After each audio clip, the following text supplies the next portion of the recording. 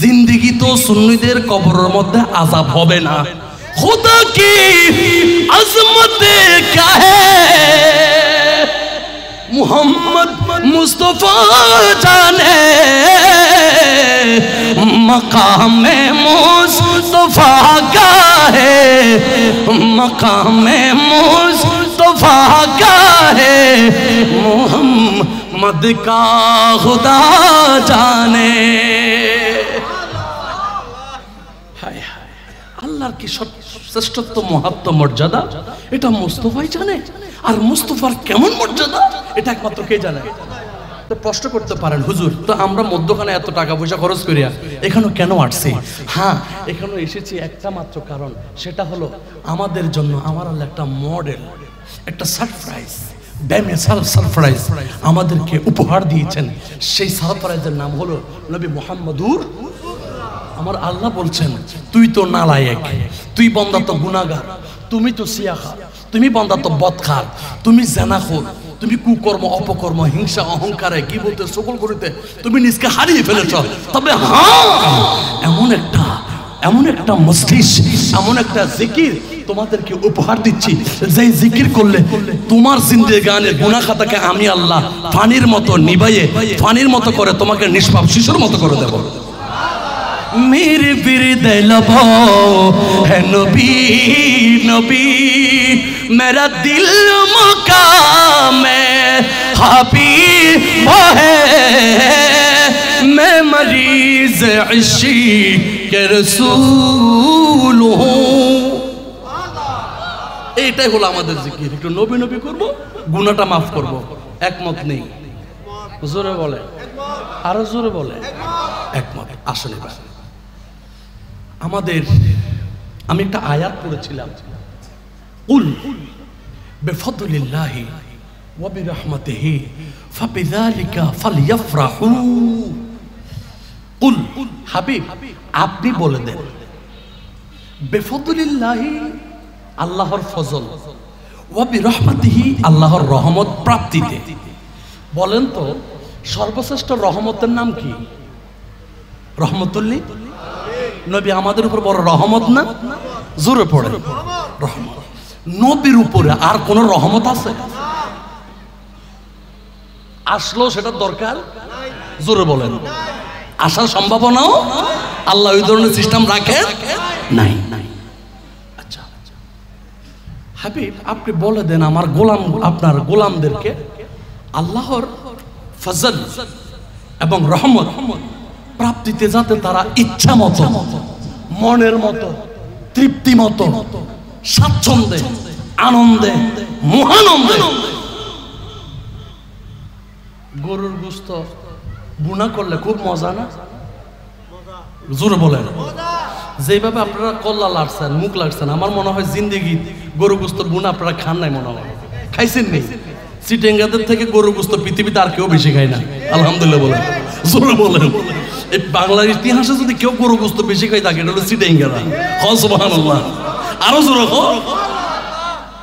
গরু গোশতকে ভুনা করলে, কলিজাকে ভুনা করলে অনেক মজা না? অনেক স্বাদ না? আবার আপনি বিল থেকে পরিশ্রম করে ঘরে যখন আসছেন, ঘামিয়ে গিয়েছেন, শরীরে অনেক ঘাম ঝরতেছে, ওই মুহূর্তে যদি এক গ্লাস ঠান্ডা শরবত আপনাকে দেওয়া হয়, খুব তৃপ্তি না? জোরে বলেন। তো আমার আল্লাহ বলছে আমার হাবিবকে পেয়ে ইচ্ছা মতো, মনের মতো, তৃপ্তি মতো, মনের উল্লাসে এমন ভাবে আনন্দ করো যে আনন্দের কোনো সীমা পরিসীমা নাই। হাবিবকে পেয়ে ওইভাবে কি করো? আনন্দ করো। তো এইভাবে যদি আনন্দ করো তো এটা কি হবে জানো? আমাদের দেশের মধ্যে বাচ্চা হলে আমরা খুশি হই না? জোরে বলেন। চাকরি, হঠাৎ চাকরি হয়েছে, ইন্টারভিউ দিছি, খুশি না?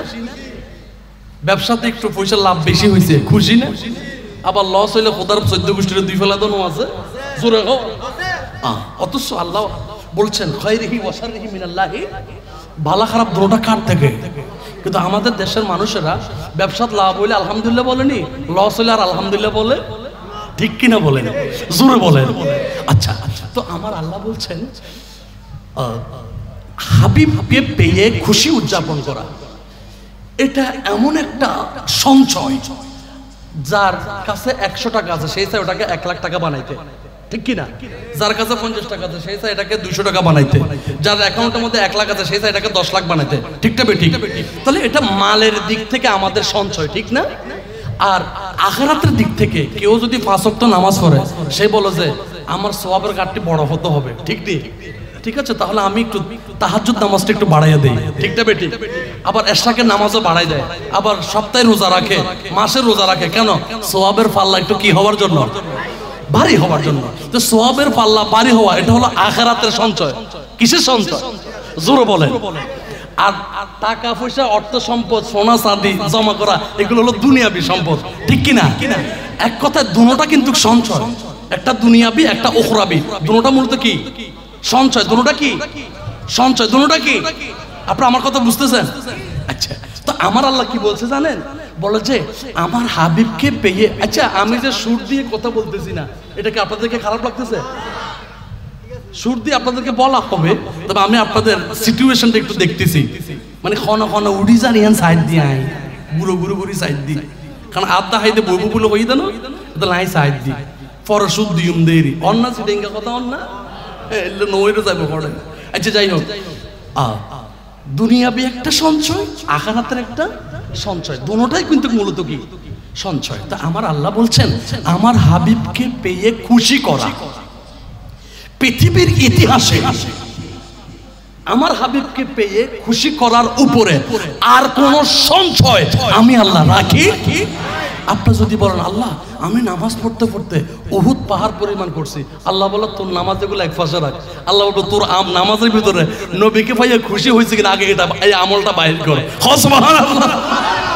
আমার আল্লাহ বলছেন কুল বিফদলিল্লাহি ওয়া বিরহমাতিহি ফাবিযালিকা ফালইফরাহু হুয়া হুয়া মানে ওই খুশি, এটা খায়রুম মিম্মা ইয়াজমাউন। সওয়াবের ঘাটতি, ইবাদতের ঘাটতি, টাকা পয়সার ঘাটতি, স্বর্ণ চাঁদের ঘাটতি, পৃথিবীতে যত সঞ্চয় তুমি করো না কেন বান্দা, আমি আল্লাহ বলতেছি আমার হাবিবকে পেয়ে খুশি করা, জুলুস করা, আনন্দ করা, কোরবানি করা, নিজে খাওয়া, সমাজকে খাওয়া, জাতিকে খাওয়া, বিতরণ করা, এটা এমন মহান, এত উত্তম সঞ্চয় যেটার কোনো তুলনা নাই। বলেন সুবহানাল্লাহ। এটা এমন একটা সঞ্চয়, এটার কোনো কি নাই, তুলনা। হ্যাঁ, অন্যান্য সঞ্চয় নষ্ট হয়ে যেতে পারে, মগর হাবিবকে পেয়ে এই জুলুসের সঞ্চয় এটা কখনো নষ্ট হবে? জোরে বলেন, নষ্ট হবে? তো আল্লাহ যারা বেশি বেশি নামাজ পড়ে আমাদের সমাজের মধ্যে দেখবেন কিছু মানুষ বলে আর রাতে কিল্লে মিলাদুন নবী গরম পড়তে ফজর নামাজ পড়িব না। বলেনি জোরে বলো, জোরে আসেনি? হয়তো আপনাদের সমাজে নাই, তবে বিভিন্ন জায়গার মধ্যে আমরা দেখতে পাই। আমাকে একটা গ্লাস দিলে ভালো হয়, পানি। আচ্ছা, এত রাতে কিল্লে মাহফিল গরম পড়ত দে, ফজর নামাজের খবর নাই, ফরজের খবর নাই, নফল টানাটানি, বলে কিনা? বাইতে হিন্দু চিনেন নি? এটা কোন জায়গায় থাকে? ঘরের কোনায় কোনায় থাকে। তবে বড় ইন্দুর থেকে বাইতে ইন্দুর যেটা ছোট, এটা ডেঞ্জারাস বেশি। এটা কাপড়, বড়টা অতটুকু কাটে না কাপড় চোপড়, কিন্তু ছোট যেটা বাইতে ইন্দুর, এটা এমন ভাবে থাকবে কাউকে বুঝতে দিবে না এ কোন জায়গায় আছে। সে কিন্তু কাপড় চোপড় যা আছে সব আস্তে আস্তে কাটতে থাকবে ওই এক কোণার মধ্যে বসে, ঠিক কিনা? আমাদের সমাজের রন্ধ্রে রন্ধ্রে এমন কিছু বাইটা উন্দুর টাইপের কিছু মানুষ আছে যারা নামাজের দোহাই দিয়ে মিলাদুন নবীর জুলুসকে গোপন করতে চায়। এক কথা, তারা মিলাদুন নবীর জুলুসকে প্রতিষ্ঠা করতে চায়। জোরে বলেন, চায়। তারা প্রমাণ করতে চায় আরে এটার জন্য এত লাইটিংয়ের কি দরকার, এত প্রেজেন্টেশনের কি দরকার, এত স্টেজে কি দরকার, এত লাইট কি দরকার, এত গরু জবা কি দরকার। গরু জবা কি দরকার বলেনি, লাস্টে দিয়ে আইরে তবরক খাইতে আই। আসেনি? আসেনি? জোরে বলেন, হাত তুলে বলেন, হাত তুলে বলেন, আসেনি? জোরে বলেন। তো আমাদের সমাজের মধ্যে ওই ধরনের মানুষদেরকে বলা হয় দ্বিমুখী মানুষ, অর্থাৎ মরস্কার মু নয় কান্না। কি হইছে? মুনা। এরপরে কি? ফরস্কার ফি ক মুনা ফিক, মানে একো হয় একো মূলত হনমিককে নাই। তো যে হনমিককে নাই এটার স্থান পড়ে জাহান্নামত খনা, খড়ে হওয়া না জাহান্নামত। এবার আসুন আমাদের সমাজের মধ্যে একটা প্রপাগান্ডা চালানো হয় ইন্টারনেট, ফেসবুক, ইউটিউবের মধ্যে বলা হয় যে ঈদে মিলাদুন্নবী এটা বেদাত, এটা শিরিক, এটা নাজায়েজ। এবার আসেন, মুস্তাফাকে পেয়ে যারা খুশি হয় না, ইমানের নাম কি? লা ইলাহা ইল্লাল্লাহ মুহাম্মাদুর, একটা আল্লাহ, একটা হলো মুহাম্মদ, দুটোটা মিলিত কলমা। আচ্ছা, আপনি লা ইলাহা ইল্লাল্লাহ বলছেন, মুহাম্মাদুর রাসূলুল্লাহ বলেন নাই, ঈমান পূর্ণ হবে? কলমা হবে? নামাজ হবে? রোজা হবে? যাকাত হবে? হজ হবে? তাসবিহ হবে? দান সদকাত হবে? কিছুই হবে না। কিন্তু দেখা যায় তারা বলে ঈদে মিলাদুন্নবীর জুলুস করা এটা বেদাত, এটা শিরিক, নবীর যুগে কোন যুগে এগুলো ছিল না, এগুলো নিয়ে এত কিছু করার কি দরকার? এবার আপনি, অথচ তাদের নামাজ, রোজা, হজ, তাসবিহ, যাকাতের অভাব, কিন্তু তাদের নবীকে পেয়ে আল্লাহ বলছে খুশি উদযাপন করা। তো তারা তো নবী পেয়ে খুশি হয়, তো যারা নবী পেয়ে খুশি হয় নাই, তার মানে যারা ঈমান পেয়ে খুশি হয় নাই, তাদের আমলের দাম আছে? হাত তুলে বলেন আছে, জোরে বলেন আছে। তাহলে আমরা বুঝে নিতে পারি পশ্চিমা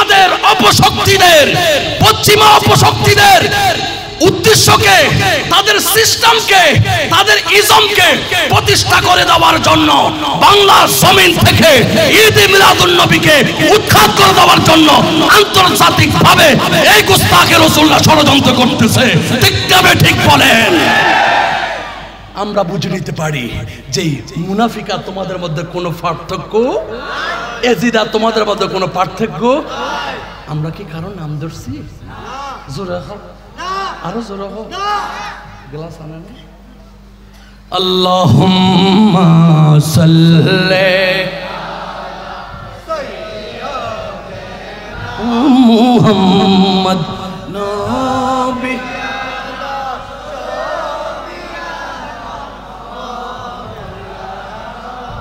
মুহাম্মদ আল্লাহুম্মা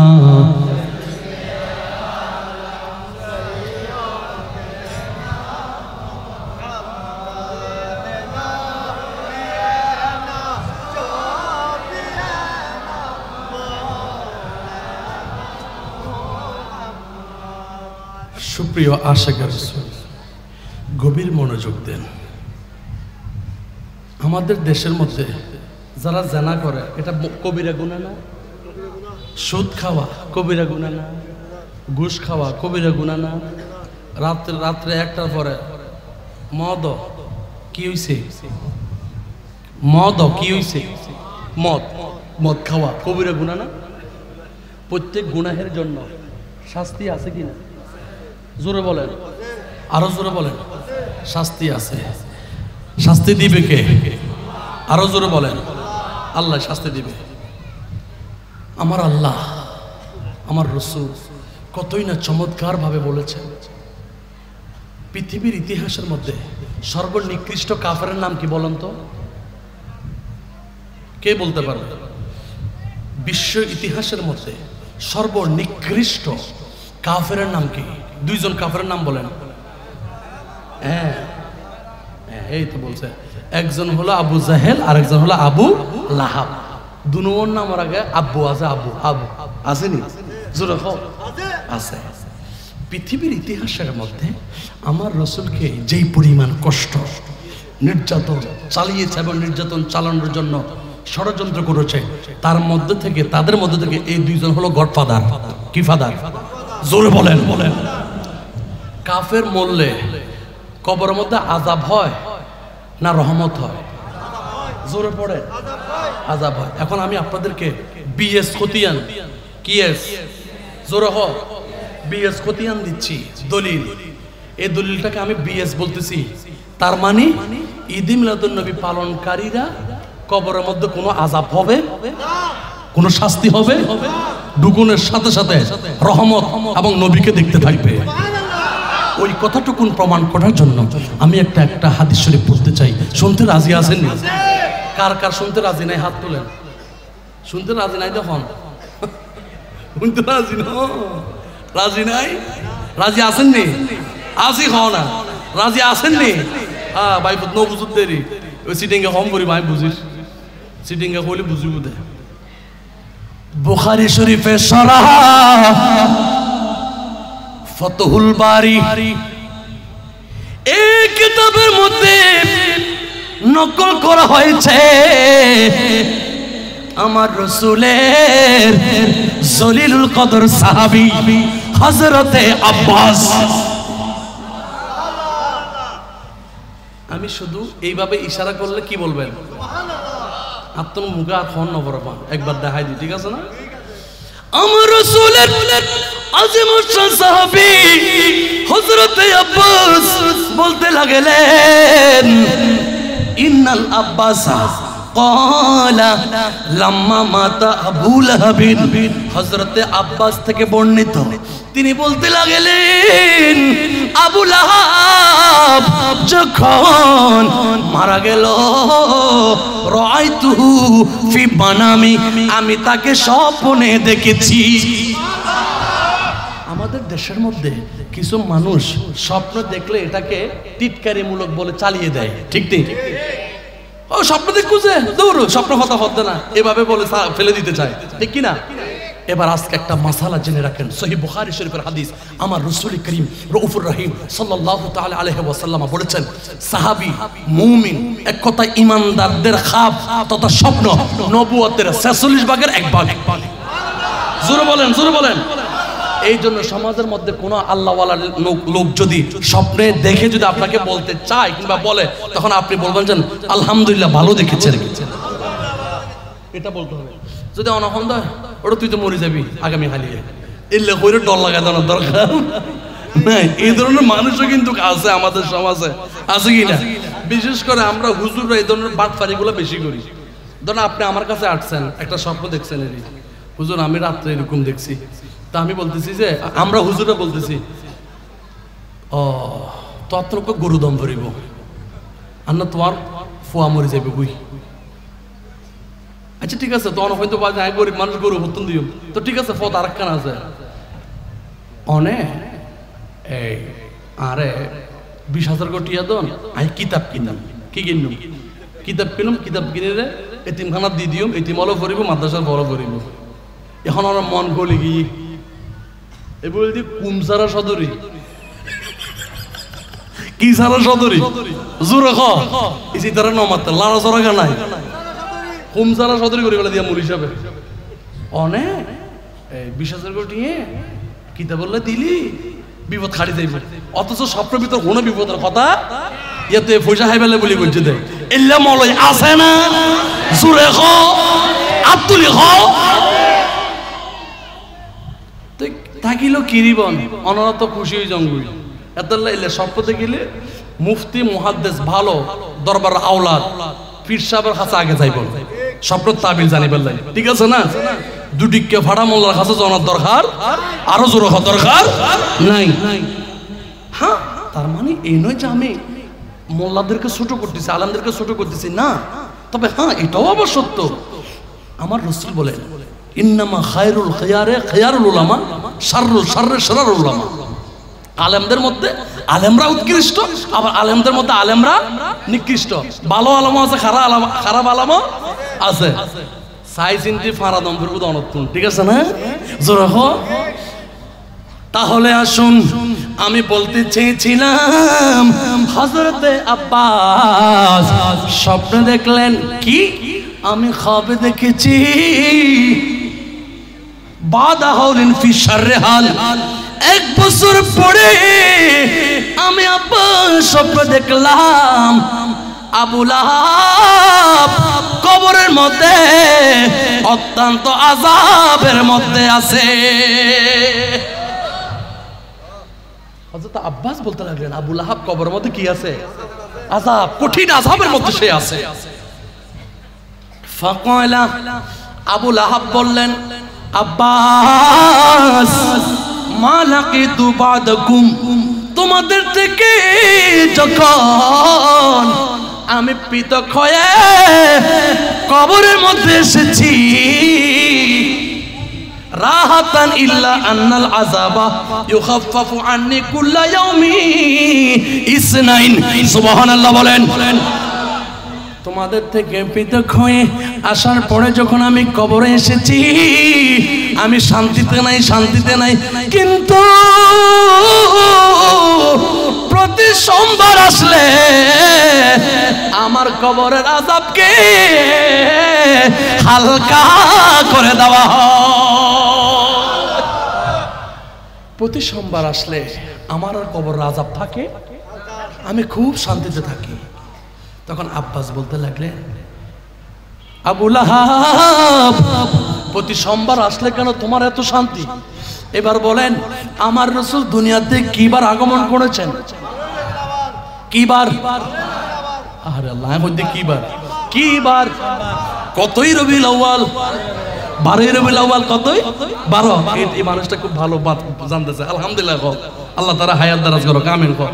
মানে আমি কইবার আগে কই ফেলতে পারে, এলে দরকার দেয় বইউ। কতই রবিউল আউয়াল? জোরে হো। 12 রবিউল আউয়াল। কি বার? আরো জোরে। আমার মুস্তাফা দুনিয়াতে আগমন করেছেন 12 রবিউল আউয়াল, সোমবার। আবু লাহাবকে প্রশ্ন করা হলো, এমন কি কারণে তোমার কবরের আযাবকে হালকা করে দিল? আবু লাহাব বলতে লাগলেন, আব্বাস রে, আমার একটা দাসী ছিল, তার নাম ছিল সুয়াইবা। কি? তার নাম ছিল সুয়াইবা। আমার 32 পুত্র, কুল কায়নাতের নবী মুহাম্মদুর রাসূলুল্লাহ সাল্লাল্লাহু তাআলা আলাইহি ওয়াসাল্লাম যখন সোমবার দিন আগমন করলেন, আমার দাসী আয়েশা আমি আবু লাহাবকে বলতেছে, ওগো মুনিব, আপনার তো 32 পুত্র মুহাম্মদ এসেছে, मुस्तफा आ गया, इनकिलाब आ गया। हमारा आला हज़रत मुस्तफा आ गए, इनकिलाब आ गया, कल करो को पितर से खिताब आ गया। नाज़िकर नाज़िकर नाज़िकर नाज़िकर नाज़िकर ऐ हलीमा तेरी गोद में मुस्कुराता हुआ महताब आ गया। बोलन अल्लाहु अकबर। আমার দাসী সুহাইবা যখন আমাকে শুভ সংবাদ দিল, ও মুনিব, আপনার 32 পুত্র এসেছে, মুহাম্মদ এসেছে, তখন আমি আবু লাহাব অত্যন্ত খুশি হয়েছি। কি হয়েছি? শব্দটা কি বলেছে? খুশি। আমি অত্যন্ত খুশি হয়েছি। খুশি হয়ে আমার দাসকে আমি কিয়ামত পর্যন্ত একবারে আমার হৃদয় থেকে তাকে মুক্তি দিয়ে দিয়েছি। আমার 32 পুত্র হওয়ার কারণে আমি এত খুশি হয়েছি। সে যখন আমাকে শুভ সংবাদ দিল, আমার দাসী সুহাইবা যখন আমাকে শুভ সংবাদ দিল যে আমার 32 পুত্র মুহাম্মদ এসেছে, এটা শুনে আমি তাকে আযাদ করে দিয়েছি। এই আযাদ করে দেওয়ার কারণে আল্লাহর কাছে আমরা মুসলমান হয়ে যদি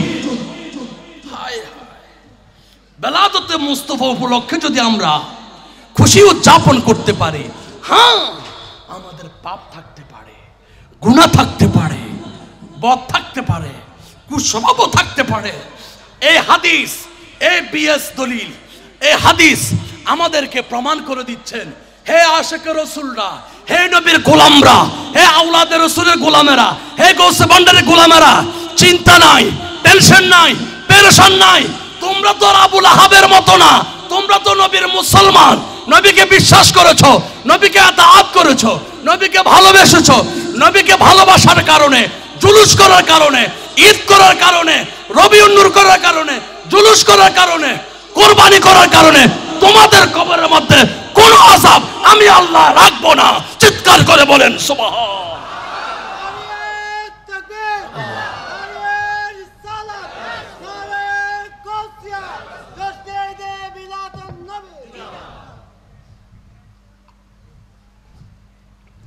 আমাদের কবরের মধ্যে কি আর আযাব থাকতে পারে? কারণ আমরা তো মুসলমান, ওইটা তো কাফের। কাফের যদি সোমবারে রহমত পায়, তাহলে আমাদেরকে আর আযাব আসার কোনো নমুনা আছে? আমরা তো কবরে ঢুকে দেওয়ার সাথে সাথে এখানে আরামে থাকবো, ঠিক কিনা বলেন?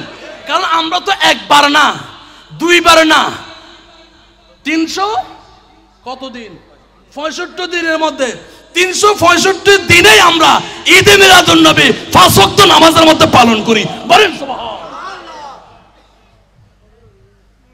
হুজুর 5 ওয়াক্ত নামাজ কেন কইল?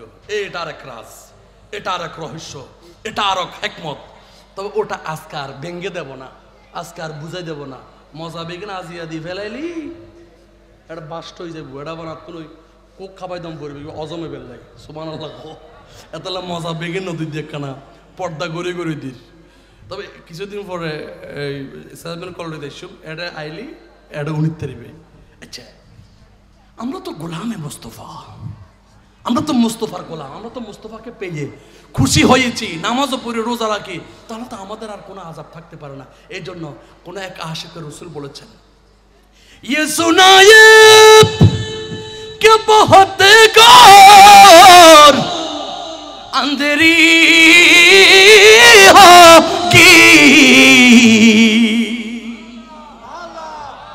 कब्र का खौफ न रखना ए दिल, कब्र का खौफ न रखना ए दिल, वहाँ सरकार दो आलम की ज़ियारत होगी।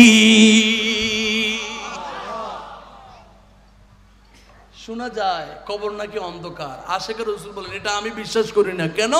আমি তো নবীর আশিক, নবীর গোলামের গোলাম, নবীজিকে পেয়ে খুশি করেছি। তো আমি কবরে যাওয়ার সাথে সাথে আমার নবী আমাকে জড়াইয়ে ধরবে। বলুন না সুবহান। मोहब्बत कमले वाले से वो जज्बा सुन लो गो,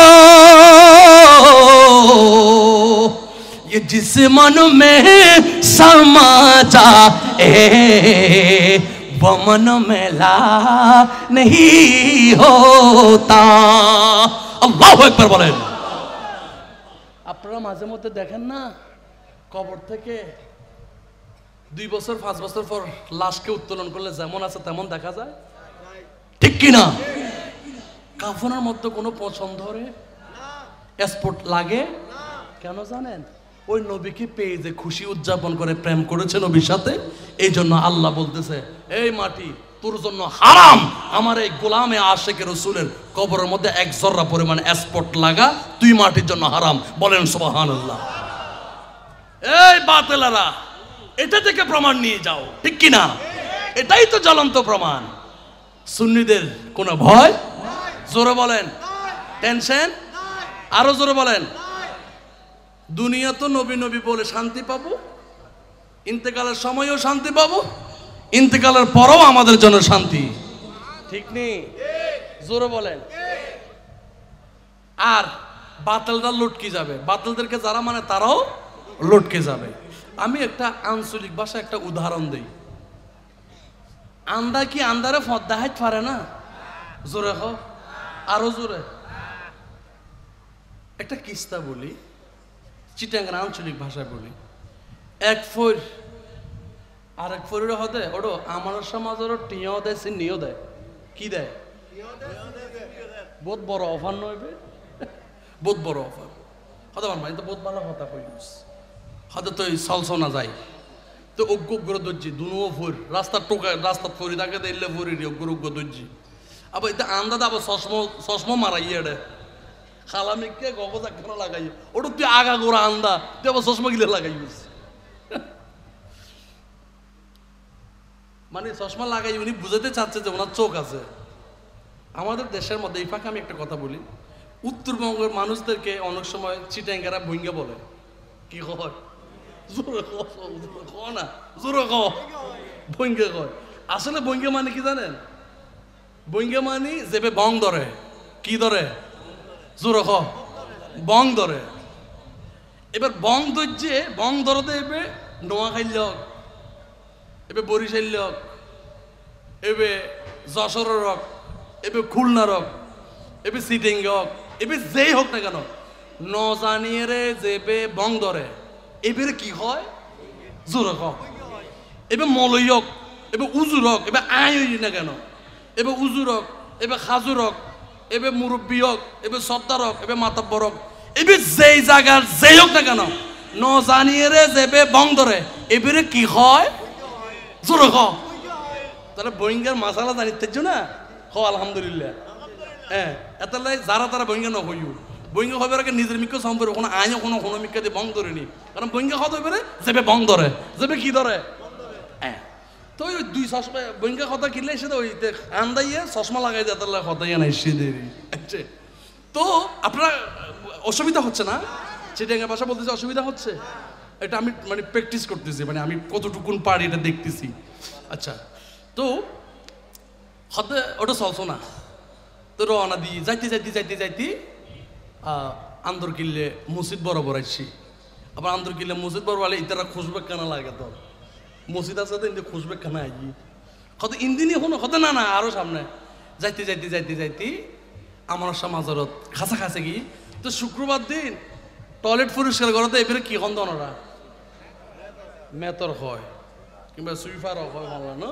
হ্যাঁ তো মেতর যে কিনছি ওই এটা তো নালা বোধ মাজারের এরিয়াতে বহুত নালা টালা আছে, তো তাই কেন করলু টয়লেটের টাঙ্কির মুখ খোলা রাখি, ওই নালা যেখানে আছে কিন্তু পরিষ্কার করতে গিয়ে ওই টয়লেটের টাঙ্কির লাইন হলতে বঙ্গোপসাগর হরে জোরে হ এটা নমাতের বঙ্গোপসাগর হ না কি উঠল জোরে হ বঙ্গোপসাগর কি ঘুমাই দে বঙ্গোপসাগর।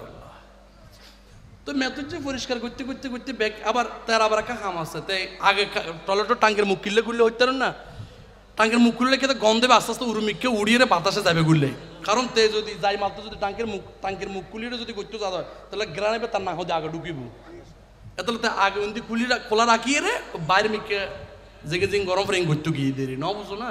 আচ্ছা তো ব্যাগই গড়ি গড়িরে আইজের দেরি ওইতে আইগি আইসতে আইসতে আমার এরিয়া ঢুকি মাছের এরিয়া ঢুকি যেতে যেতে কত হদ দূরে কত আইগে কত খুশবু লাগে,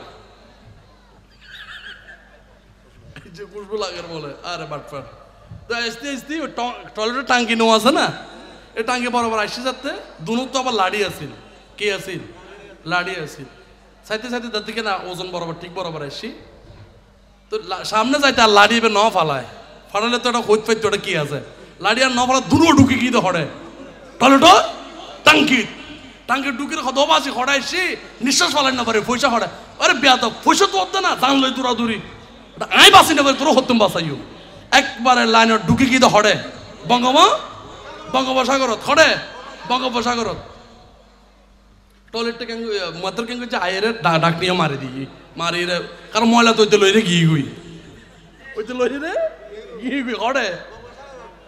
ঠিক আমাদের দেশের মধ্যে যারা কোরআন শরীফের মধ্যে দেখছে ঈদে মিলাদুন্নবী এটা জায়েজ, এটা মোস্তফাকে পেয়ে আল্লাহ খুশি করার জন্য বলেছে, এটা তারা জানে, কিন্তু জানলে কি হবে খাতামাল্লাহু আলা কুলুবিহিম ওয়া আলা সামিইহিম ওয়া আলা আবসারিহিম গিশাওয়া, আল্লাহ যাদের চোখের মধ্যে কানের মধ্যে কলবের মধ্যে মুহরাঙ্কিত করেছেন তারা কি কখনো দেখবে? অথচ তাদের চোখ আছে কান আছে সব আছে, দেখবে না জানবে না। ঠিক যারা মুস্তফার বেলাদতকে বেদাত এবং শিরিকের সাথে হিন্দুদের জন্মাষ্টমীর সাথে তুলনা দিতে চায়, আমি মনে করি তারা ওই রাস্তার ওই টোকাই অন্ধ ফকিরের মতো, তারা নিজেরাও জাহান্নামী, তারা মানুষদেরকে নিয়ে যাবো জাহান্নামী, ঠিক কিনা বলেন? আরা চোখওয়ালা আরা এই চোখওয়ালারা লই যায়, আরা জান্নাতি অন্যরা লই যায় ইমদো জান্নাত, সুবহানাল্লাহ। আরা নবী ফাইজেরে খুশি, কারণ আরার শূন্যতর ভিতর যারা নবী ফাইজেরে খুশি হই এরা মরিবার পর অক্ষত ফাগি দেতাল আরা প্রমাণিয়ান গরিত পারি দি চ্যালেঞ্জিয়ান গরিত পারি দি, ঠিক তবে ঠিক আর ডর আছে না। তো আন্দাইতুন কিছু শিখি বললাই জম হইতু ন মাসলা মাসেল কোরআন হাদিস বুঝি পেলে জম্বইতু এলে কিছু আন্দাইয়ার বক্ত অল হারা সমাজের আশেপাশে ঢুকিরে হদে কেল্লা এত পয়সা করে খরচ করাম ফরত দে কি দরকার এখানে অপচয় নয় না বলেনি জোরে বলেন গুস্তাখ রাসূল যারা বেলাদতে মুস্তাফা ঈদের অভিনয়কে স্বীকার করতে পারে নাই তারা ওই রাস্তার ওই ভিক্ষুকের মতো যারা আমাদের সমাজের টয়লেটের টাঙ্কির তলে তার যাদের কি অবস্থান যাদের অবস্থান তারাই মুস্তাফার বেলাদত্তি ষড়যন্ত্র করতে পারে ঠিক কি না আরো জোরে এবার আসেন আপনারা কি রাগ করতেছেন নি আরো জোরে হোক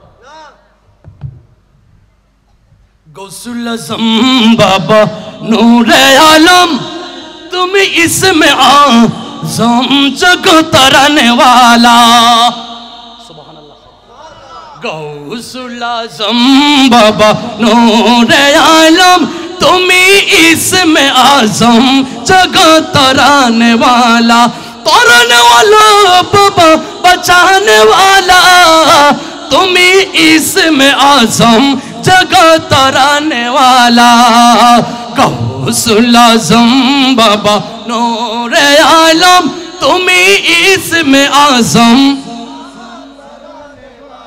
তুমি इसमें आजम जगह तराने वाला सलात दुनिया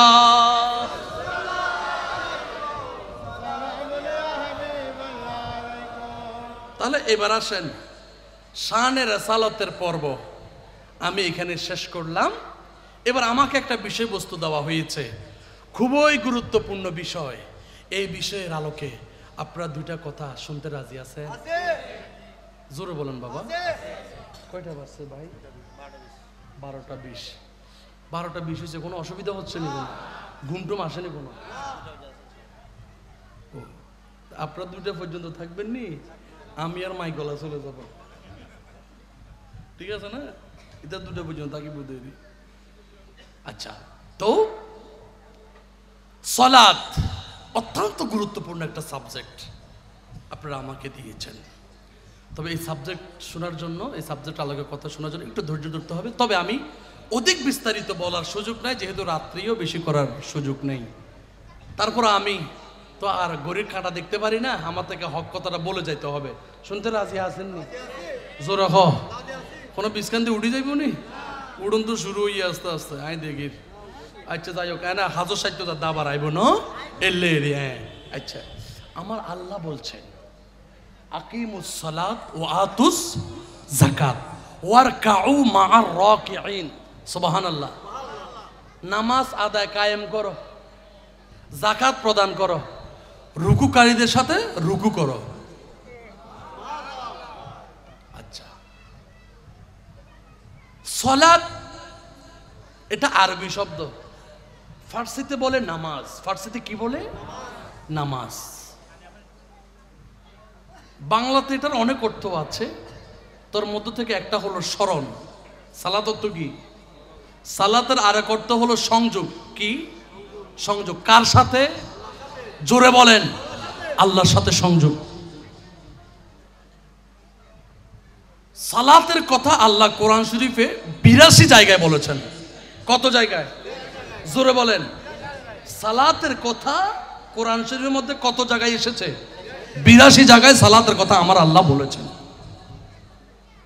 সালাত কি যেটা মেরাজ সেটাই সালাত জোরে হ মেরাজ কি মেরাজ হলো যে আল্লাহ কুল কায়নাতের নবীকে মায়া করে দয়া করে মোহাব্বত করে 7 আসমান সিদরাতুল মুনতাহা পাড়ি দিয়ে লা মকানের মধ্যে আল্লাহর দিদার দিয়েছেন এটাকে বলে মেরাজ এটাকে কি বলে তো সালাতের অপর নাম হলো মেরাজ যেহেতু আল্লাহ রাসূল বলেছেন as-salatu mi'rajul সালাত ইমানদারের জন্য কি মেরাজ মেরাজ মানে কি মেরাজ মানে হলো ঊর্ধ্বলোকে গমন উপরে উঠা উপরে মানে আল্লাহর দিকে সফর করা মেরাজ के सब अहमद मेहमान खुसूसी थी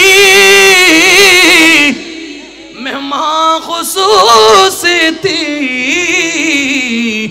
यूं अर्श पर भी वजूद जगाते हैं सरकार तुवालम का मिलाद मनाते हैं एक जिंदा के कत का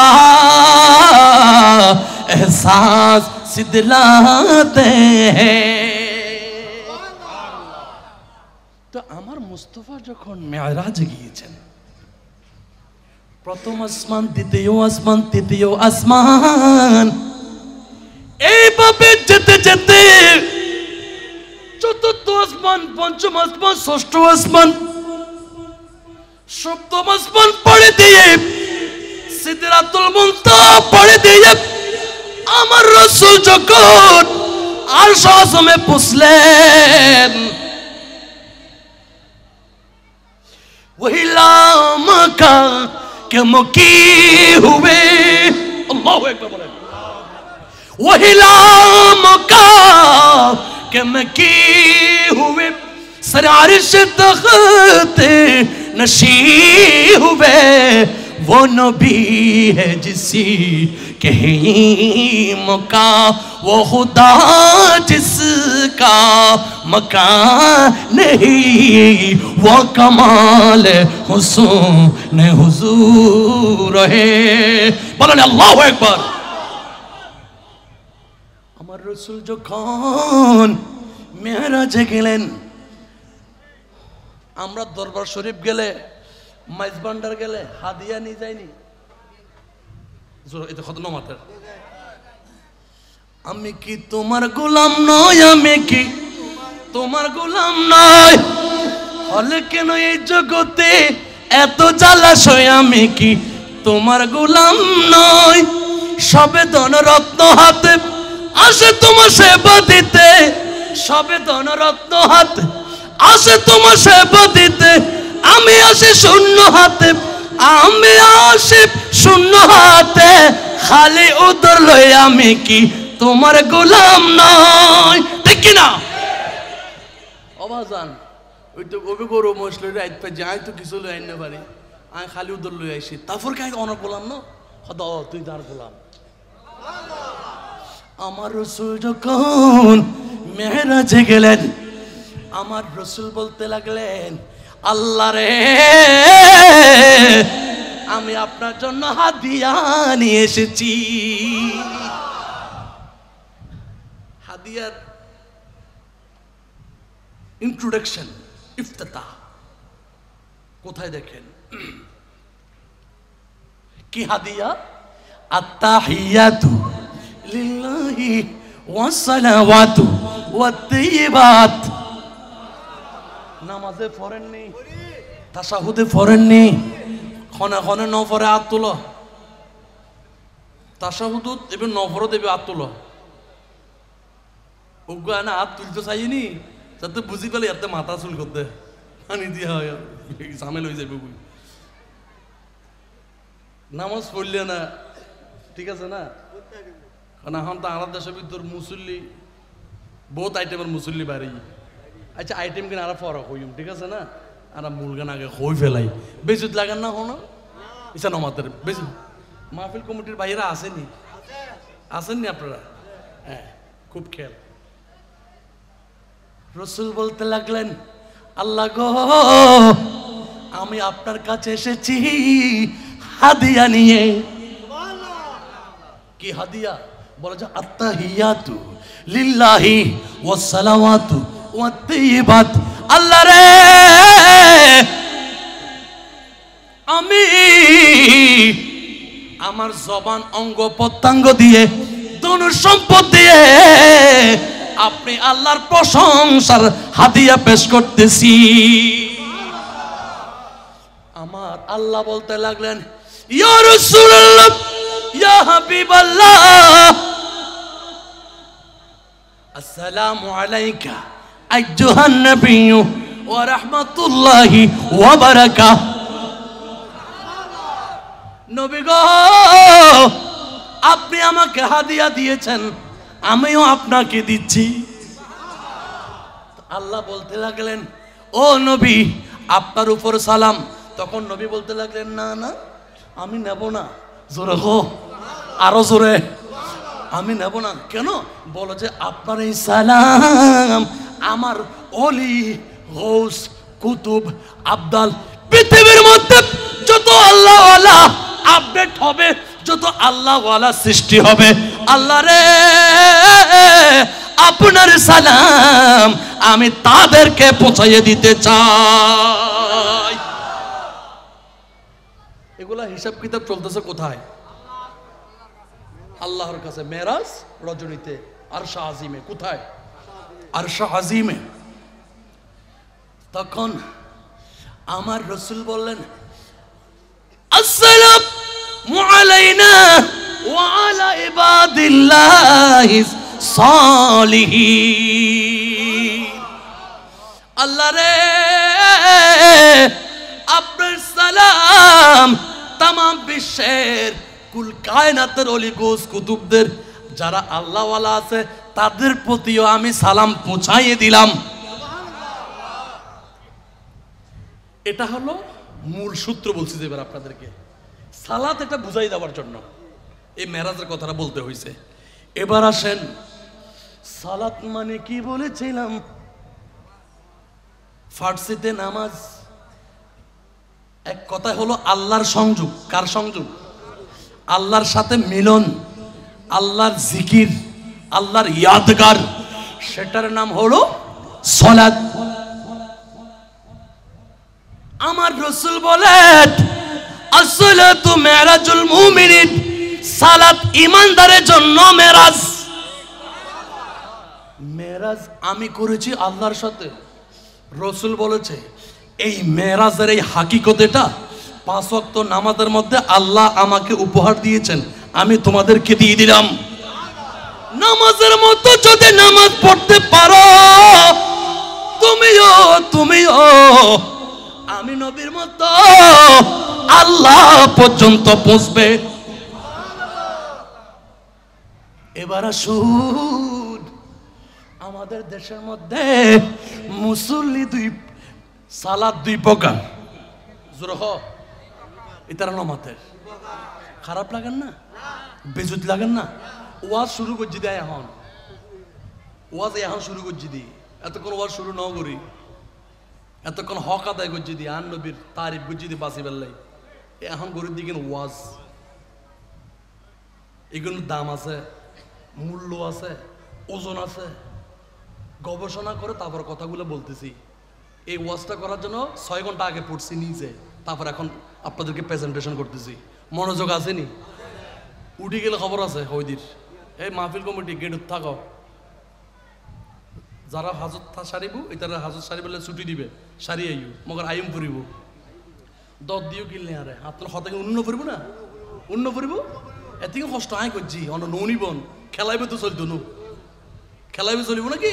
ন এই খেলা আনলো ন চলে। কি বলতে চেয়েছিলাম? মেরাজ।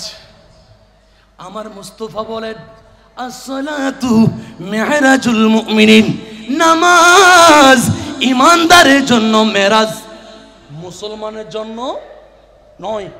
মুসলমানের জন্য হুজুর তো মূল জায়গা আদি ফেলার। এই জন্য সালাত 2 প্রকার। কয় প্রকার? একটা হলো হোসাইনি সালাত আর একটা হলো এজিদি সালাত। কয় প্রকার বলছি? জোরে হ। সালাত 2 প্রকার, একটা হলো হুসাইনি আর একটা হলো এজিদি। এজিদি নামাজটা কিরকম? এজিদি নামাজটা হলো নামাজ পড়বে, কোফাল কালো করবে, মুস্তাফার ঈদে মিলাদুন নবীকে আহলে বাইতকে অস্বীকার করবে। জোরে বলেন, জোরে বলেন, ঠিক কিনা? উজরলে সাহাউদ্দে ফানি হাইবার আগে সলা দুনিয়া পড়ে, কিন্তু গাই নফরিস আমি ফরন সারা ফানি হাই বেলাই। আচ্ছা এজিদি সালাত আর একটা কি সালাত? হুসাইনি সালাত, হুসাইনি সালাত শিক্ষা দেওয়া হয় কাদেরিয়া তরিকতে। হুসাইনি সালাত শিক্ষা দেওয়া হয় মাইজ ভান্ডারি তরিকাতে। আরো জোরে হ। হুসাইনি সালাত শিক্ষা দেওয়া হয় খানেকার মধ্যে।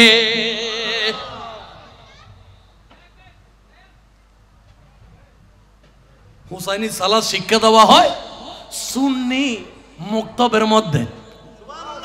আরো জোরে হ। কিন্তু এই যে সালাত শিক্ষা দেওয়া হয় মাদ্রাসার বারান্দায়, যেখানে নামাজও শেখানো হয়, আবার বাচ্চাদেরকে বলৎকার করা হয়। ঠিকটা বেঠিক? জোরে হ। তুই হাত তুলে বলেন, তুই হাত তুলে বলেন ঠিক কিনা? নামাজও পড়ে, কোরআন তেলাওয়াত করে, আবার বাচ্চাদের সাথে আকাম কুকামও করে। আছে না নাই? আরো জোরে আছে। তো এজিদের সৈন্যরা মৌলা ইমাম আলী মকামের সেরে পাকের মধ্যে, কণ্ঠনালীর মধ্যে ছুরি চালিয়েছিল। ইতিহাস প্রমাণ করে এজিদের অনেক গ্রুপ এমনও সংখ্যা ছিল তারা নামাজও পড়তো। ঠিক ঠিক ঠিক ঠিক। তাদের মতো নামাজিও আমাদের দেশের মধ্যেও দেখা যায়। আছে না নাই? কিন্তু একটা জিনিস ভয় করতে হবে আমরা সুন্নিদের, কি আমাদের নামাজ যাতে তাদের মতো না হয়। সুবহানাল্লাহ বলেন। যদি তাদের মতো হয় তাহলে আমার আল্লাহ বলে দিয়েছেন ফাওয়াইলুল লিল মুসাল্লিন আল্লাযীনা আসালাতিহিম সাহুন আল্লাযীনা হুম ইউরাউন ওয়া ইয়ামনাউনাল মাউন। ঠিক কি না? ওই সমস্ত মুসল্লিদেরকে ওয়াইল দুজক, কি দুজক? এটা নমাতের যারা নামাজ পড়ছে, কি পড়ছে সেটা নিজেরাও জানে। নামাজ পড়ছে মানুষের বাহবা পাওয়ার জন্য। ঠিক নেই? আমাকে বড় মুসল্লি বলক, আমাকে বড় হাজি বলক, আমি এমন ভাবে নামাজ পড়ছি, ভাবে নামাজ পড়ছম যাতে সভাপতির ফতখান আরো দেয়। ঠিক নেই? ঠিক নেই? ঠিক নেই? জোরে হ। হয়তো আপনাদের সমাজে নাই, তবে বিভিন্ন সমাজের মধ্যে এই ধরনের ব্যক্তিদেরকে আমরা দেখতে পাই। আল্লাহ এই সমাজকে হেফাজত করুক, আমিন বলেন।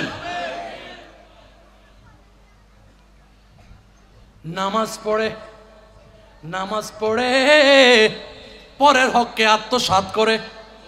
আছে না নাই? নামাজ পড়ে রাত্রে 12টার পরে আরেকজনের জায়গার সীমানা টেনে দেয়। আছে না নাই? জোরে হ। এটা কোন ধরনের সালাত? অথচ আল্লাহ বলছেন ইন্নাস সালাতা তানহা আনিল ফাহশাই ওয়াল মুনকার। নিশ্চয় সালাত অশ্লীল গর্জিত পাপ কাজ থেকে হেফাজত করে। ঠিকটা বেঠিক? সালাত তো পাপ কাজ থেকে হেফাজত করে। এখন নামাজ পড়ি মা ইমাম সাহেব কেরাত লম্বা কিয়া বললু ইয়ান লয়ের এলাকার রাজনীতি। আছে না নাই? আবার ইমাম সাহেব কেরাত 22 টাকা করছি, ইমাম সাহেব সেজদা লম্বা করছি। ও মারে, তো ইমাম সাহেব নামাজ পড়বার সময় মুক্তাদের খবর সেজদা লম্বা করি গর, কেরাত লম্বা করি ফর, রুকু লম্বা করি গর, নামাজ আগে খন্ড পড়িব। অথচ মুক্তাদি যাবি ইমাম সাহেব দোষ দিচ্ছি এবার নিয়ত বান্ধিবার আগে হই দে একটা দায়িত্ব বেহাজাল। ও ইমাম যা আছে বেগে ননার খাঁদত, এটা আর কোনো দায়িত্ব। ওমা তুই দায়িত্ব বুঝাই দি আবার ফিসু দি ইমাম সাহেবের হত্যা ধরে টান খাদ, নামাজ হবু না? জোরে হ। যে মুক্তাদি ইমামের পিছে নামাজ পড়ে ইমামের দোষ খোঁজে, ওই মুক্তাদির নামাজ রোজার গ্রহণযোগ্যতা আছে? খবরদার, জীবনে আজকে তওবা করতে হবে আমাদের। জীবনে যে ইমামের পিছে নামাজ পড়ি যাকে একটাদা করি তার পিছনে তার ছিদ্রান্বেষণ, তার কোনো দুস্ত্রুটি তালাশ করা যাবে না। ইমাম সাহেব যদি পাপী হিসাবে প্রমাণিত হয়, ছয় সম্মানে ফয়জনেরও তারে বিদায় করে দিতে পারবে, মগর তারে বেজ্জতি করিবার মতো কোনো সুযোগ নাই। ইসলামী শরীয়ত সেই অনুমোদন আপনাকে আমাকে দেয় নাই। তো এটা কিরকম নামাজ, যে নামাজ পড়ে আবার ইমামকে আক্রমণ করা হয়? তাহলে নামাজ কই? কিরে ভাই, নামাজ পড়ো যদি এত অপকর্ম, তাহলে নামাজ করে শুনতে রাজি আছেন নি? নমাতের ওয়াজে মাত্র শুরু হদ্দে, ওয়াজ শুরু হদ্দে মাত্র কোন কেলবান্দি বইয়ু ফজর যায়, ফজর করাইউ, অসুবিধা আছে না? মগর হকান হয়ে যাইউ, উনি রাজি আছ? জোরে হ। হ্যাঁ, আচ্ছা তুই কিজি আমি খড়ে আসছিলাম স্যার, কত এতক্ষণ কি হই ইমামের পিছে দোষ তালাশ। তাহলে নামাজিয়ান খড়ে মূলত সালাত কোথায়? তাহলে আসেন, আমি সহিহ বুখারী শরীফ থেকে একটা হাদিস শরীফ পড়েছি, আবার সেটা পড়তেছি। আমার রাসূল বলেন, সাল্লু কামা রাআইতুমুনি উসাল্লি, নামাজ পড়ো ওইভাবে যেইভাবে আমি নবীকে দেখেছো। নামাজ ওইভাবে পড়ো যেভাবে আমি মুস্তাফাকে দেখেছো। এবার আপনারা বলেন, আপনারা কি নবী দেখছেন নাকি? আমি দেখছিনি? দেখি নাই। আপনাদের বাপদাদা 14 গোষ্ঠী দেখছিনি? ইয়া রাসূলুল্লাহ, আপনাকে তো দেখি নাই, তো কেমনে আপনার মতো পড়বো? তো নবী বলে, আমার আহলে বাইতের দিকে তাকাও, জোরে জোরে জোরে জোরে জোরে, আমার আলীর দিকে তাকাও, আমার হুসাইনের দিকে তাকাও, আমার হাসানের দিকে তাকাও, আমার ফাতেমার দিকে তাকাও, তাদের সন্তানদের দিকে তাকাও, সাহাবী রাসূলদের দিকে তাকাও, তারা কিভাবে পড়েছে। ইয়া রাসূলুল্লাহ, আপনার আলীকে তো দেখি নাই, আপনার হুসাইনকে তো দেখি নাই, আপনার হাসানকে তো দেখি নাই, কোথায় পাবো? আমার রাসূল বলতেছেন, আমি রাসূলের বংশ দ্বারা এটা কিয়ামত পর্যন্ত আমার আলী হয়ে সূচনা হয়েছে। কিয়ামত পর্যন্ত আমি মুস্তাফার বংশ দ্বারা এটা কাদরিয়া, চিশতিয়া, নকশবন্দিয়া, মুজাদ্দিদিয়া, মাইজ ভান্ডারী নামে আওলাদে পাকগণ কিয়ামত পর্যন্ত আমার আওলাদ আলী হয়ে আসতে থাকবে। তাদের কদমের মধ্যে গিয়ে আমি রাসূল যেইভাবে সালাত আদায় করেছি সেইভাবে শিক্ষা আগে তাদের থেকে গ্রহণ করো। উচ্চ আওয়াজে বলি সুবহান। আল্লাহু আকবার। নারে রিসালাত, ইয়া রাসূলুল্লাহ, নারে গাউসিয়া, ইয়া গাউসুল আযম মুস্তাকির। জুলুস ঈদ মিলাদুন নবী। সবাই পড়েন মারহাবা। খারাপ লাগছে? বেজুত লাগছে নি? রাগ করতেছেন নি? কারণ আমি আগে বলেছি সালাত এটা কি? মেরাজ। এটা কি? আমাকে একটু চা দিলে ভালো হয়। আল্লাহুম্মা সাল্লি আলা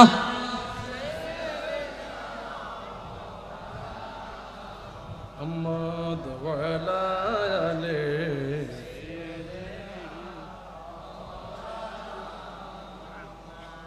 ইয়া রাসূলুল্লাহ, আপনাকে দেখি নাই, কিভাবে সালাত আদায় করব? আমার আহলে বাইত, আমার সাহাবীরা কিভাবে পড়ে, কিভাবে করে, আমার গরিবে নামাজ কিভাবে করে, আমার আওলাদরা কিভাবে করে, সেটা দেখো। সালাত, সালাতের মূল তত্ত্ব হলো বান্দা আর আল্লাহ এক জায়গায় থাকা। বান্দা আল্লাহকে দেখা, আল্লাহ বান্দাকে দেখা। এই জন্য সহিহ মিশকাতের মধ্যে আছে, বুখারী তো আছে, হাদিসে জিবরিল, আনতা আবুদুল্লাহ কাআন্নাকা তারাহু, এমন ভাবে আল্লাহর ইবাদত করো যাতে তুমি আল্লাহকে দেখো। এমন ভাবে সিজদা দাও, এমন ভাবে রুকু করো, এমন ভাবে আল্লাহর সামনে এমন ভাবে নিয়ত করো যাতে তুমি কাকে দেখতে পাও। জোরে বলেন। ইন লাম তাকুন তারাহু ফাইন্নাহু ইয়ারাকা, যদি তুমি তাকে না দেখো তাহলে এটা খেয়াল রাখো আল্লাহ তোমাকে দেখছেন। ভাই আয় নামাজ পড়লো আল্লাহ দেখেন না পড়লো, কিন্তু শর্ত হলদি নামাজের মাধ্যমে আগে আতুন দাহন ফরিব।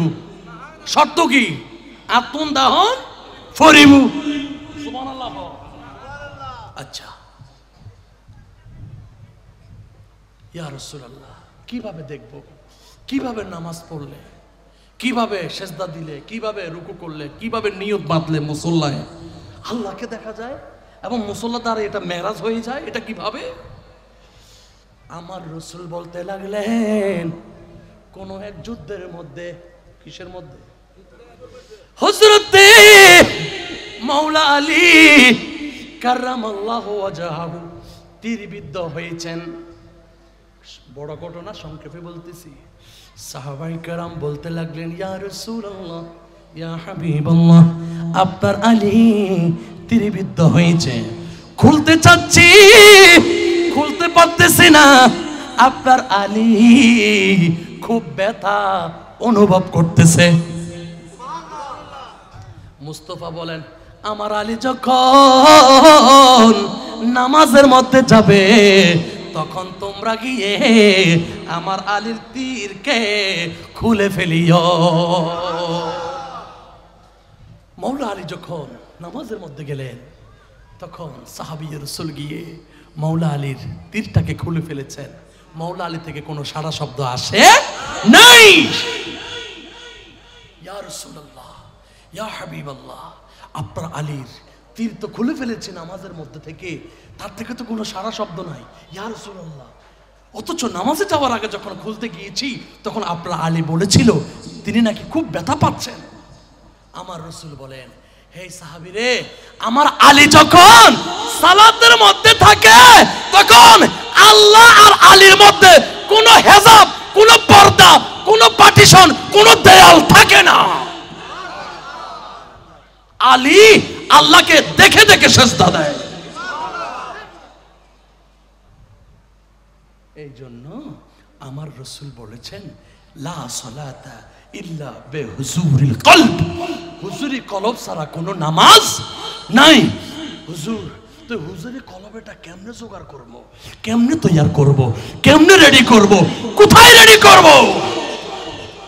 এই জন্য আশিক বলতে লাগলেন, মজার মজার মাঝে ভান্ডার, মজার মজার মাঝ ভান্ডার, মাঝ ভান্ডারে চলিতেছে দিল কলবের কাজে কারবার।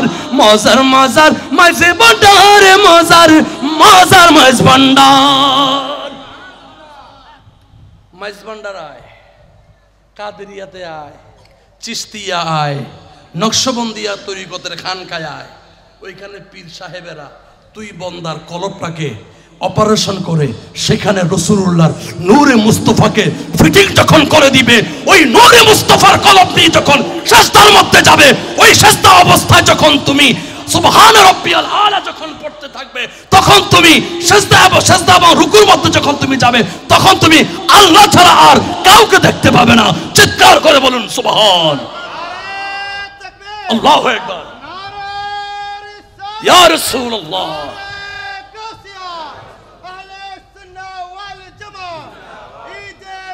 দুশ্মন সমানে হবে কিসের ভাবনা, ওই দুষ্ট দুশ্মন সমানে হবে কিসের ভাবনা, ঘুমায় না মায়া ঘুমে আখেরি জামানা। মাঝ ভান্ডারে উঠেছে তো হিদের নিশানা, ঘুমায় না মায়া ঘুমে আখেরি জামানা। এটা ঘুম যাবার সময় নাই তো বাপ, এখানে আসো, এখানে কলবের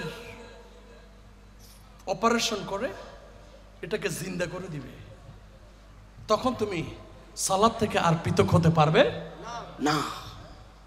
সর্ব অবস্থায় সালাতেই থাকতে হবে।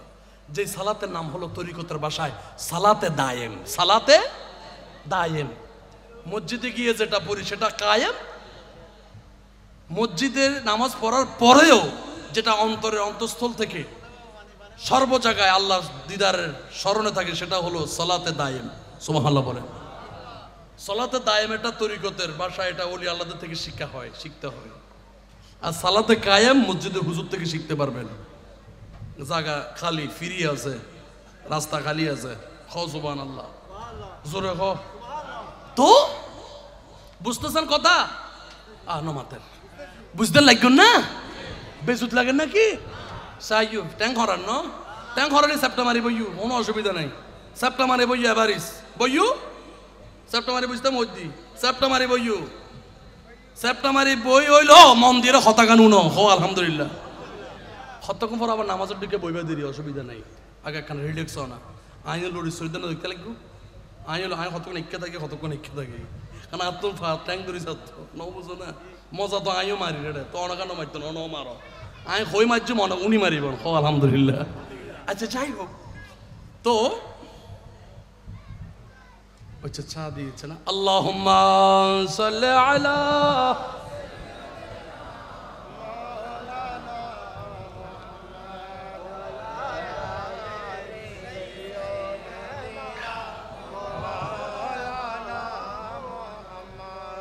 আমার আলী যেভাবে, ইয়া রাসূলুল্লাহ আপনার আলী থেকে তো তীর খুলে ফেলেছি, কোনো খবর নাই। বলে যে আলী যখন সালাতে যায় তখন তার আল্লাহর ধ্যানে থাকে, সে আর আল্লাহ থেকে পৃথক হয় নাই নাই।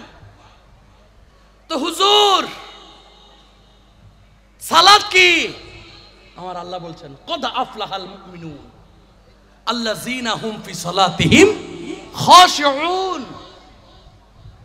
সেই সমস্ত ইমানদাররা সফল যারা নামাজের মধ্যে খুশু এবং খুদু, বিনয় এবং নম্র, সুবহানাল্লাহ, একাকিত্ব, একেশ্বর, নীরবে নিভৃতে আল্লাহর ধ্যানে, আল্লাহর কাছে ভীত সন্ত্রস্ত হয়ে আল্লাহকে যারা সেজদা দেয়, সেজদা দিতে গিয়ে চোখের পানি চলে আসে, আল্লাহু আকবার, নামাজের মধ্যে বিনয় হয়ে যায়। তো আমার রাসূল করিম রউফুর রহিম সাল্লাল্লাহু তাআলা আলাইহি ওয়াসাল্লাম বলতে লাগলেন, ইমানদার যখন মুসল্লার মধ্যে দাঁড়ায়, আল্লাহকে ধ্যান করে, আল্লাহকে খেয়াল করে যখন সালাতের মধ্যে দাঁড়ায়, তখন ফুতিহাত লাহু আবওয়াবুস সামাই ওয়া কুশিফাত লাহুল হুজুবু বাইনাহু ওয়া বাইনা রাব্বিহি তাআলা। উচ্চ আওয়াজে বলি সুবহান। ইমানদার যখন মুসল্লার মধ্যে দাঁড়ায়, তখন আল্লাহ ইমানদার এবং আল্লাহর মধ্য থেকে যত হেজাব আছে, পর্দা আছে, আল্লাহ সবগুলোকে সরাই দেয়।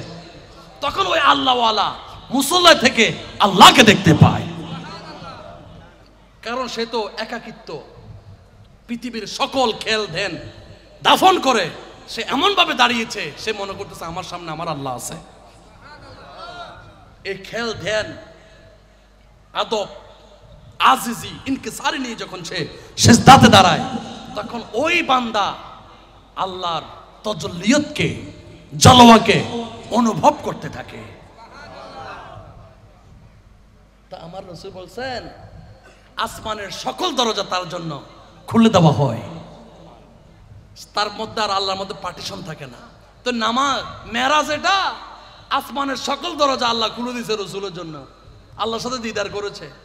ওই দিদার এটা করার জন্য আল্লাহ রাসূল আমাদেরকে সালাত উপহার দিয়েছে। অন্তর দিয়ে যদি আল্লাহকে ধ্যান করতে পারো, তাহলে সালাতে গেলে আল্লাহর জলওয়া তুমি দেখতে পাবে। এবার মূলত সালাত কি আমি বুঝাইতে পারছি? জোরে বলেন, খতানো মাতারার সালাত মূলত কি? সবাই ক্লিয়ার? হাত তুলে বলেন। বিষয়বস্তুর আলোকে কথা বলতেছি। এবার আরেকটা বিষয় আছে, অনাদায়ের কঠিন শাস্তি। নামাজ যদি আদায় না করে কি শাস্তি হবে? কঠিন শাস্তি। ওই ব্যাপারে বলতে বলছে, এরই শুনতে রাজি আছেননি? আল্লাহু আকবার। এবার আসি, সালাত এটা ফরজ করছে কে? না কোনো ফির সাহেবে করছে, না কোনো হুজুরে করছে। আল্লাহ গজ্জে দেও মার মাহরা ফিরে কাছে যাইলেও নামাজ হইজু, ন যাইলো ফজ্জুম, উজুরের কাছে গেল ফজ্জুম, ন গেল ফজ্জুম। কিয়া ফরজ গজ্জতা খনে আল্লাহ। তো কেউ যদি আল্লাহর হুকুমরে অমান্য করে, আল্লাহর হুকুমরে সর্বপ্রথম অমান্য করছে তো এবার খন করতে না। ও মারে বেগুন তো জানা দে মাশাল্লাহ খ কেন মাশাল্লাহ খ না। আব্বা উসজুদ লি আদম ফাসাজাদু ইল্লা ইবলিসা আব্বা ওয়াস্তাকবারা ওয়া কানা মিনাল কাফিরিন। এই আদমের সইদা দে। না না না না না না না না না না, এবার তো মাটির ফুল তুলে বেড়ে কেন সইদা দেয়? আয় কেন মানুষের সইদা করছো? আল্লাহ দেয় দে, আদম মানুষ না, মানুষ কিনা দেয় সেজদা দে। কই না আমি দিব না। ক্যা? আমাকে তো আগুন দিয়ে বানাইছেন, আগুন দুপুর দিকে ফাও ফাও করে উঠে। সে কত বড় যুক্তি দেখাচ্ছে দেখছেন? তবে যুক্তিটা কিন্তু খারাপ না, যুক্তিটা সুন্দর, ঠিক না? আবা ওয়াস্তাকবারা ওয়া কানা মিনাল কাফিরিন। এই আয় গইতাম হইতো তুই গরিবি দি কত ন গজ্জম দে কত তো বাইরে তুন। এ বেয়াদব বাইরে বাইরে এখন বাইরে কই দি সুবহানাল্লাহ। বারাগাহে আলাহিতে বেয়াদবি করলে এখানে থাকার সুযোগ নাই। এলে ওলি আল্লাহ দরবারে তো বেয়াদবি ন চলে। বেয়াদবি করলে এবে গইলই গলিবুদেরি অড়ে, ঠিক না? ঠিক জোরে বলেন, আরো জোরে। হ্যাঁ, তো আল্লাহর হুকুম অমান্য করে যে সে হলো ইবলিস, শয়তান। তো আল্লাহ বলতেছে আকিমুস সালাত, সালাত কি করো? প্রতিষ্ঠা করো। আগে নিজের ভিতরে করো, তারপর পরিবারে করো, তারপরে সমাজে করো, তারপর রাষ্ট্রে করো। সুবহানাল্লাহ। নিজে নামাজ নফরিরে যদি আরেকজন খাওয়া ফইতাইও কায়েম হইলনি জোর হ অনফগরত পয়সা বেশি দেরি এটা লাগে আরেকজনের নামাজ পড়ে অন করতে পারবো না, নিজে নফরি এলে মানুষ আছে না জোর হ না। নিজে কোনোদিন মসজিদত নাও যায়, ফুয়ারা হাত ফুট যা নামাজ পড়ে যা, মানে তের কিনি ফুয়া ফরি এলে খেয়াল করত দে। তের নামাজ কি ফুয়া পড়ি লব না? ফুয়ার কি ফুয়া তো ফরন না পড়িব? এলে বহুত আনার সমাজের ভিতরে বহুত মুসল্লি আছে দে কইলে হইতে না। অফুত যা তুই যা মসজিদে যাও, আব্বু মসজিদে যাও, কিন্তু তে একদিনও নাও যায়। এলে বাপ মা আর নাও আছে। তো যারা আল্লাহর হুকুমরা অমান্য করে এটারা কার খাসিয়ত? শয়তানের খাসিয়ত। তো আমার আল্লাহ পবিত্র কালামে মাজিদের মধ্যে সূরা মুদ্দাসসিরের মধ্যে বলেছেন মা সালাকাকুম ফি সাকার ক্বালু লাম নাকু মিনাল মুসাল্লিন। হুজুর ঠিক আছে নি? আমার আল্লাহ জিজ্ঞেস করবেন ওই সমস্ত নির্বোধ জাহান্নামীদেরকে, এই বলো কি জন্য তোমরা, তাদেরকে জিজ্ঞেস করা হবে কেন তোমরা জাহান্নামের দিকে ঝুঁকে গিয়েছ, জাহান্নামের দিকে কেন তোমরা তোমাদেরকে ঢুকিয়ে দেওয়া হয়েছে? তারা বলবে আল্লাহ আমরা মুয়াজ্জিনে যখন আজান দিছে মুসল্লায় যাই নাই, মসজিদে যাই নাই, যখন আজানের এলান এসেছে তখন সালাত আদায় করতে যাই নাই, সালাত আদায় করি নাই। অপর জায়গায় আমার আল্লাহ বলছেন ফাসাউফা ইয়ালকুনা গাইয়া, অচিরেই বেনামাজিরা জাহান্নামের গর্তের ভিতরে আল্লাহ তাদেরকে ফেলবেন। কোথায়? জাহান্নামের। হযরতে আব্বাস রাদিয়াল্লাহু তাআলা আনহু গাইয়া, গাই গাই মানে লিখেছেন জাহান্নামের একটা গর্ত। জাহান্নামের এটা এমন একটা গর্ত এখানে অনেক আযাবের সমাহার, যেটা ওটাকে গয় বলে। অনেক আযাবের কি হার? সমাহার, ওটাকে কি বলে? গয়। ওই গয় নামক স্থানের মধ্যে আমার আল্লাহ বলছেন তেমন কবল নাই, নবীজির আওলাদ তুমি, তোমার দয়া চাই, দর্শি আপনার রাঙ্গা চরণ নাহি ছাড়িব, আমরা দর্শি আপনার নুরি চরণ নাহি ছাড়িব, গোসল আজম বলে বলে জীবন কাটাবো, আমি তোমার ছিলাম তোমার আছি তোমার থাকিব আমি তোমার ছিলাম তোমার আছি তোমার থাকিব হযরত কেবলা বলে বলে জীবন কাটাবো মাইজে ভান্ডারি বলে বলে জীবন কাটাবো আরো জোরে কও সুখ সুয়ন স্বপ্ন বসে মন হৃদয় শোনো জোরে কও সুবহানাল্লাহ সুখ সুয়ন স্বপ্ন বসে মন হৃদয় শোনো বসালে তুমি আজ আমারে সুবহানাল্লাহ সে অবধি আমার প্রাণে গড়ে যেতে নাহি টানে কিটু না করিল মুর্শিদ মোরে কিটু না করিল দয়াল মোরে সদা প্রাণ খুঁজি আমি তারে আমার ভাবের গড়ে আগুন দিল কে রে ভাবের গড়ে আগুন দিল কে রে সদা প্রাণ খুঁজি আমি তারে সুবহানাল্লাহ আরো জোরে কও আল্লাহুম্মা সাল্লি আলা মুহাম্মদ ওয়া আলা আলি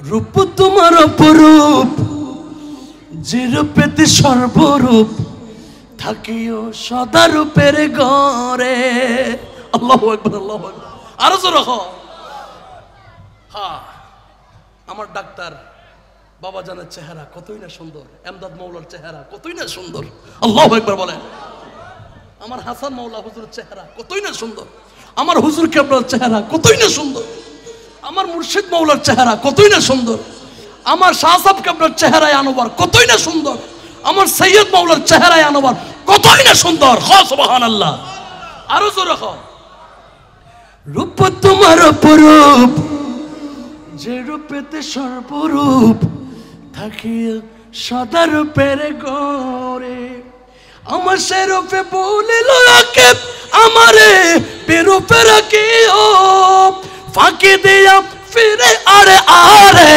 ফাঁকি দিয়া ফিরে আরে আরে সদা প্রাণ খুঁজি আমি তারে হায় হায় আমরা মুর্শিদের পাগল মুর্শিদ ছাড়া আমরা কিছু বুঝি মৌলা ছাড়া আমরা কিছু বুঝি দাসহাদি বলে প্রেমেতে মুজিলে নাহি কো মুক্তির বাস যাবত জীবন করহে যপন প্রেমের সফন পিয়া আয় রে ওরে বিচ্ছেদের নলে সদায় অঙ্গ চলে বিনয় করি গো মুর্শিদ আয় রে সুবহানাল্লাহ ইয়া নবী সালাম